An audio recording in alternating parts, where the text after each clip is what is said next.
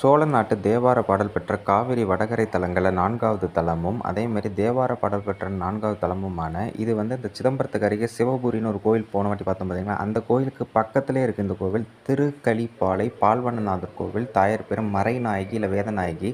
மூலவர் ஒரு சிறு வடிவமைப்பில் வெள்ளை நிறத்தில் அவரோட பானம் இருக்கும். ரொம்ப சின்னதாக உடைந்த நிலையில் இருக்கும். அதாவது அந்த க குதிரை பாதம் மாதிரி அந்த அமைப்பு இருக்கும். அதனால் ஒன்லி ஆவுடையாருக்கு மட்டும்தான் அபிஷேகம் செய்யப்படும். அதுமாரி பின்பக்கம் பார்த்தீங்கன்னா தாயாரும் அதேமாரி இறைவனும் 2 பேரும் கல்யாண கோலத்தில் இருப்பாங்க. திருஞான சம்பந்தர், அப்பர், சுந்தரர் 3 பேருமே பாடியிருக்காங்க. சுந்தரருக்கு முன்னாடியே பார்த்தீங்கன்னா இந்த கோவில் இறைவனை அப்பர் பித்தானே பாடிட்டார். பித்தா பிறைச்சூடின்லாம் பாடியிருப்பார்ல சுந்தரர். அதுக்கு முன்னாடியே இவரும் பாடிட்டார். சம்பந்தர் ஒரு 2 பதிகமும், அப்பர் 5 பதிகமும், சுந்தரர் ஒரு பதிகமும் பாடினாங்க. உண்மையான கோவில் இப்போ இருக்க கோவில் இல்லை. அது கொள்ளிடத்துலேருந்து ஒரு 11 கிலோமீட்டர் தள்ளி இருந்த கோவிலை பின்னால் வந்தவங்க இந்த இடத்துல கற்களை கொண்டு கட்டியிருக்காங்க.